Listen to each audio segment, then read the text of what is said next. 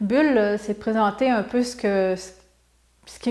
me représente moi. Souvent dans les expositions, on veut une ligne conductrice, tout est pareil, non, mais tout est dans le même esprit, puis bon. Moi, j'avais envie de sortir un peu de ça parce que je suis pas une personne qui se confine à une chose. Ma principale, euh, Ma principale activité se passe sur le métal, en fin de compte. Moi, j'explore énormément les techniques mixtes sur les métaux. Alors, je travaille sur aluminium et je travaille avec différents médiums, les encres, les aquarelles, les encres à l'alcool, à l'eau, à l'acrylique, plus tout ce qui me passe par la tête sur le moment. Alors, ça y va vraiment selon le moment. Je ne veux pas me confiner à une chose, à un style. Fait que je m'amuse vraiment là, à toucher là, à tout. Puis les sujets aussi sont ce qui me touche, ce qui m'entoure. Le fleuve restera toujours une grande... ça m'habite énormément.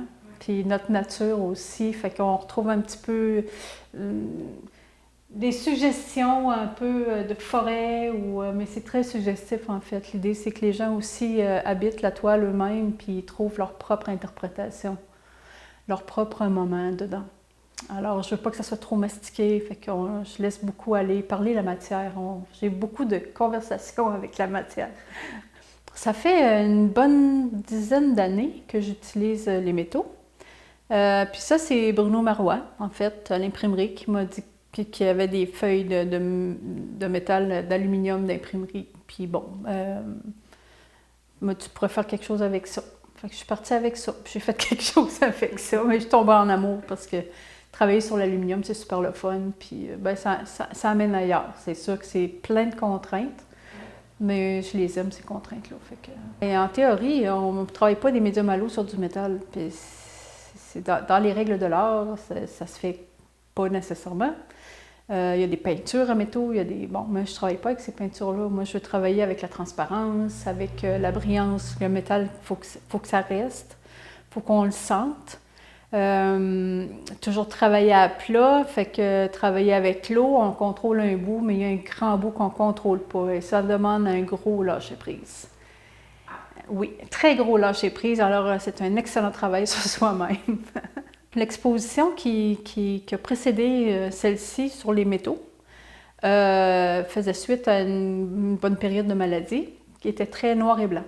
C'était beaucoup de noir et blanc, c'était beaucoup d'introspection, c'était noir et blanc, puis c'était vraiment de l'introspection, du questionnement, puis ça s'est pas passé à travers la couleur, mais plus à travers vraiment la forme.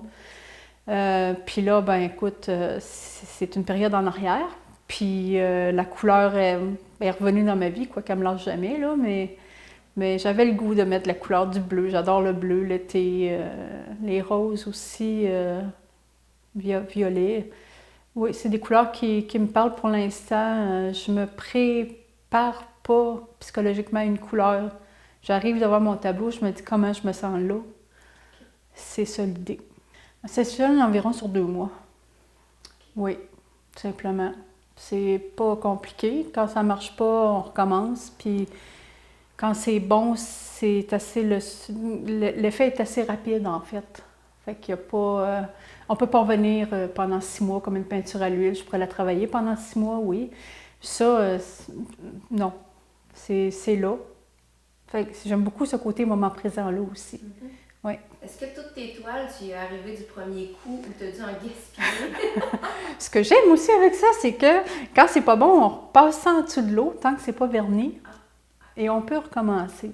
En général, il y a quelques angles qui ne pardonnent pas, mais en général, là, les reprises c'est faisable. Dans ma bulle, il y a quelque chose qui prend beaucoup de place, c'est les cours que je donne les mardis avec la ville depuis une vingtaine d'années. Puis on en est venu depuis 5 ans à se faire un projet commun, ce qui fait que ça nous sort tous de notre zone de confort. Puis dans l'exposition que mes élèves font à la bibliothèque à chaque temps des fêtes, en fin de compte, c'est la seule œuvre que vous allez voir de moi à travers le groupe. C'est celle, je participe au projet avec eux. Alors, dans la première année, on a choisi La Dame à la cravate de Modigliani. Alors, on prenait le personnage, puis on l'amenait où on voulait. On l'interprète à sa façon. On y amène ce qui nous agace. Modigliani n'a pas Dieu la plupart du temps, puis moi, il n'est pas Dieu, c'est même pas envisageable. Alors, on l'a personnalisé, mais ça a été la première. On était peut-être plus timide au niveau de l'expérience. Puis après ça, on a fait Riopelle. Alors, Monsieur Riopelle, lui, tu l'aimes pas, mais il n'est jamais indifférent.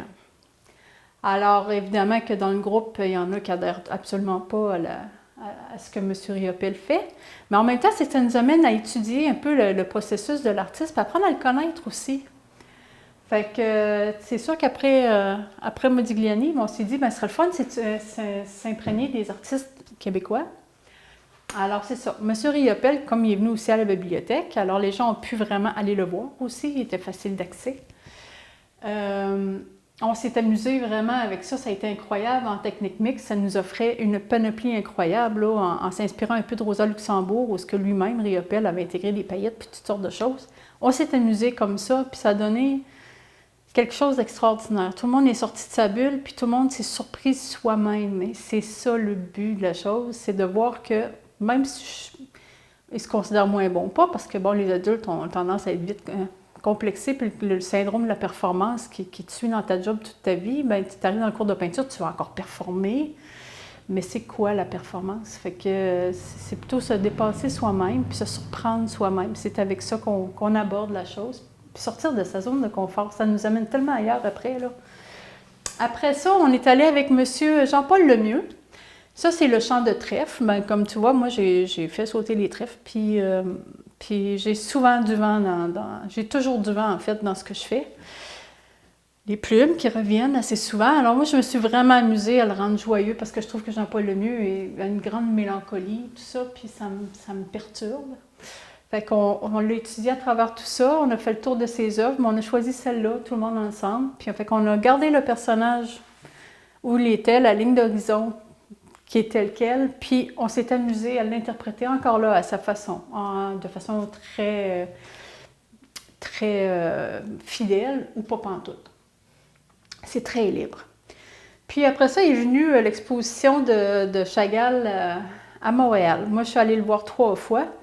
Puis j'en ai parlé à mon groupe, puis finalement, la 3e fois, c'est avec eux qu'on est allé le voir, avec une partie du groupe.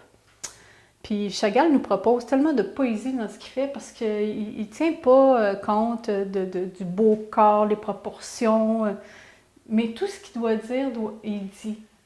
On ne pouvait pas passer à côté d'un artiste comme ça qui amène l'art à un niveau très personnel, mais très poétique.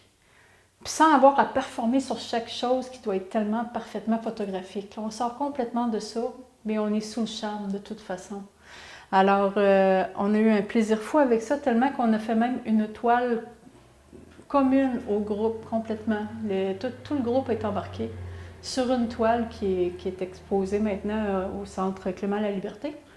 La ville l'a achetée. Fait que, oui, ça a été super. Tout le monde a mis son grain de sel, même ceux qui sont très conventionnels, tout le monde a voulu embarquer, même ceux qui ne sont pas venus voir l'exposition, ils ont tellement trippé parce que j'ai mis de la matière des livres, tout ça. Puis, fait qu'on fait un peu d'histoire de l'art à travers ça, sans se prendre la tête. Jamais sans se prendre la tête. Fait que, juste du plaisir, du partage.